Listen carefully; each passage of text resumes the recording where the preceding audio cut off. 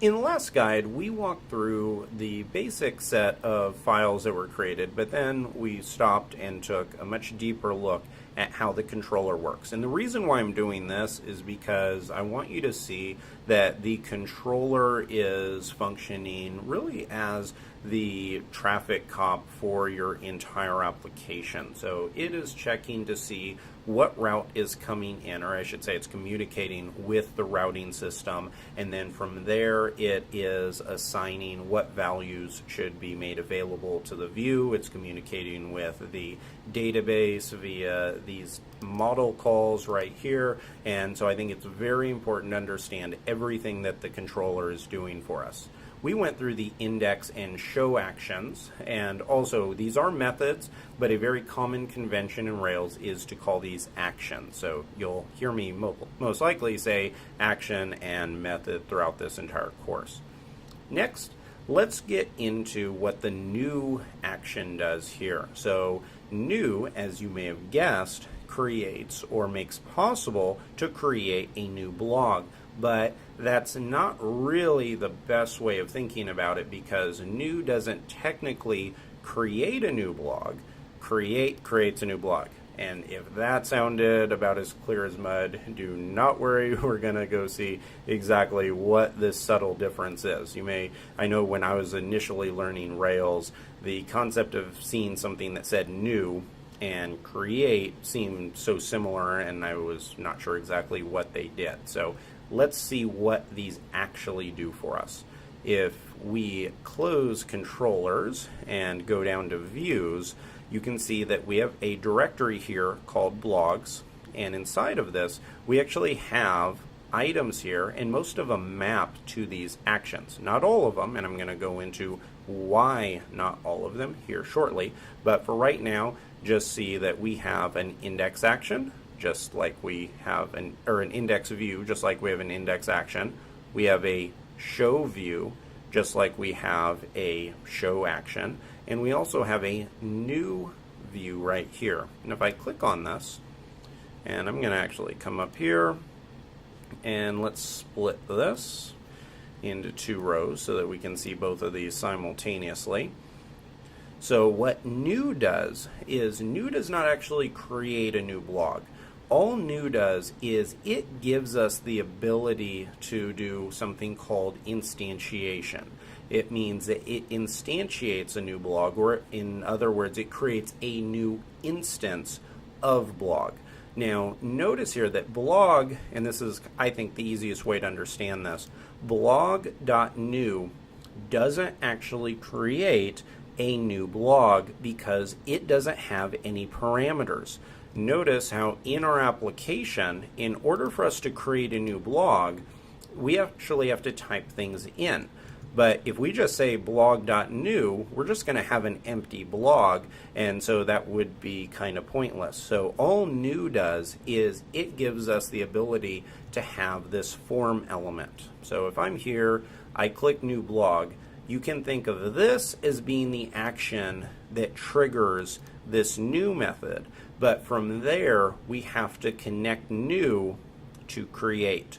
So new just creates, you can think of it as making this form available because it's mapped directly to this form right here. But create is a little bit different. Notice what create does. Create actually has a lot more logic in it than new, and that's because create is what actually creates our blog. So it has something that says blog new, but here what's different is it's actually taking data in. Notice how with blog new, we didn't get any new data. We didn't create anything. We just created something blank, and that's this form right here.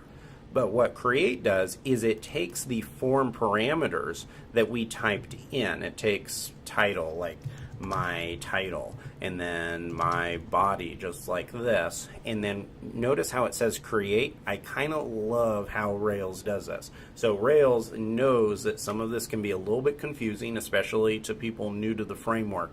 And they named all of these very carefully. You can change these names for your own purposes. You don't have to have the button say create blog. You could just say publish or save, and we'll get into how we can customize that later. But this gives you a little bit of idea of the workflow. So when I hit create blog, this is actually going to take these parameters right here, and it's going to create this for us. So if I hit create, the workflow was that now we were on new, so it created this new instance of the blog, but then it got rerouted when we hit create blog, and it sent the parameters we typed in right here, and then it performs some validation logic. So it says, okay, if the blog is saved, which means if it was valid. We'll get into what being valid means later, but if it's valid, then I want you to format the HTML and I want you to redirect the user. So notice how when we hit save, so if I hit back and new blog and say, yeah, fourth blog here and type something else here, when I hit create, it doesn't just leave me here on the form. Instead, it sends me to the show action. So if I hit create, this is the show page right here. If I hit back, go to fourth blog show, you can see that this is the fourth action, and that's how we know that that's what the create action is doing. So it says, if this is all valid, then I want you to format HTML, which means I just want you to make this available in the browser. Totally ignore these items. In fact, we can get rid of them. We're not going to use JSON right now at all, so we can just get rid of these. And we're not going to use them. If you hit refresh, everything still works. If you come and do a new blog, everything still works. That was simply a JSON call, which is another data type that's used in API development, and we're not going to use that right now.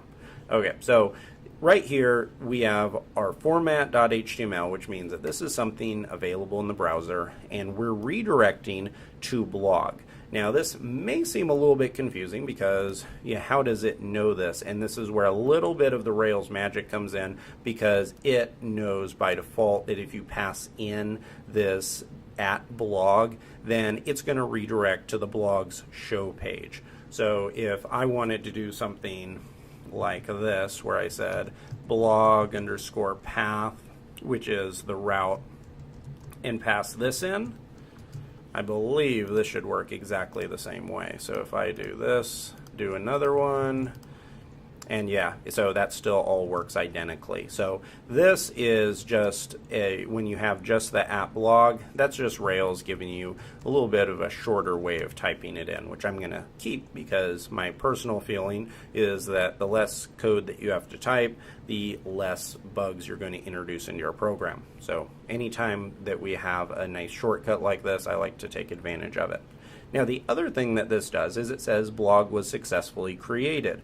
Now you can edit this, it's not logged in, so you can say something like your post is now live. You could edit, put it whatever you want there, and now if I hit back and create some testing notifications, hit create blog, it says your post is now live. So you can update this notice, and don't worry, those notices are really ugly. We're going to get into how we can customize these so they're a lot better looking later on in the course.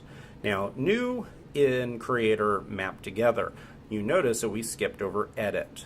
Edit is actually connected to update. So if you understand how new and create work, then it's going to be a breeze for you to understand how edit and update work. They're pretty much the exact same, except the subtle difference is that it's for editing instead of creating a new item. Notice that edit, if you come up here, is in our list of before actions, which means that's a reason why it's blank.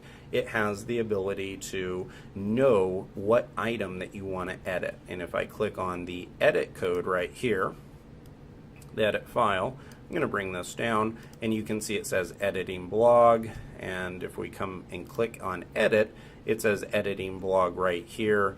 And one nice thing that it does, it pre-fills all this information. In our form section, we're going to walk through how it does all of this. But right now, just know that it does.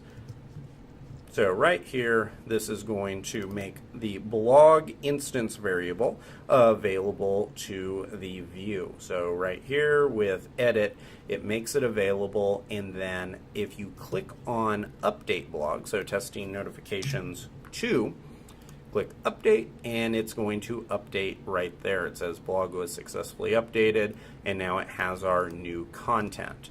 Like I said, this works very similar to how the new and create work. Edit simply makes the form available. Update right here does all the actual connections with the database. So update is what goes through, does all the hard work, and then goes and saves it, whatever changes you have, to the database. Now you may have noticed one other thing. We have this thing in create and update called blog params. This is not a magical word. Anytime you see something like this where it's just a standalone kind of word, this means it's usually either a variable or a method. So here, if we scroll all the way down, in fact, let me close out of these because we don't need those anymore. Go up to View, Layout, Single. And now you can see that we have blog params. It's a method down here. And what this is doing is it has our title and body. What this is doing is it's going through, it's seeing what was submitted in the form, and then it is making it available to the update and to the new method. So if you have those items, it knows about them, and then it will connect and save those in the database. So if you're wondering what that was for, that's what it was for. Just to keep this matching, I'm going to get rid of the JSON values here so that we have only web browser HTML code. If we need them later, we can always go back and add them in. Now the last thing I'm going to cover in this guide, because I know this one's gotten a little bit long, is the destroy method. Now destroy is the way you can think of it as this is the way that you can delete a record. So it's pretty much, it says it exactly like the way the method is named. All these say destroy. And if I click on, say, fourth blog and I want to delete it, it'll say, are you sure? I'll hit OK, and that was removed.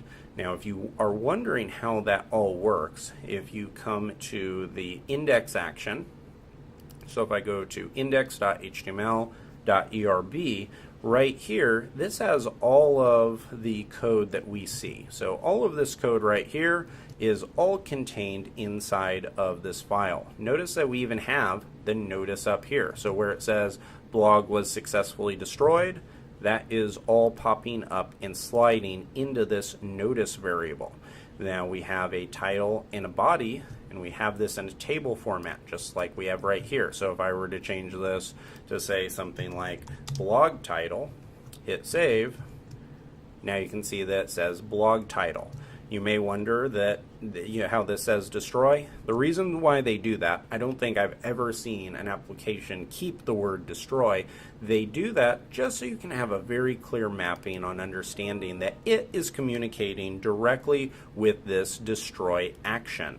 So if I want to change this and say delete post, hit save, now it says delete post, and it works exactly the same way. So if I hit OK, it was removed, and I could update the name here. So I'm going to say, I'll just say post was removed, something a little bit more friendly.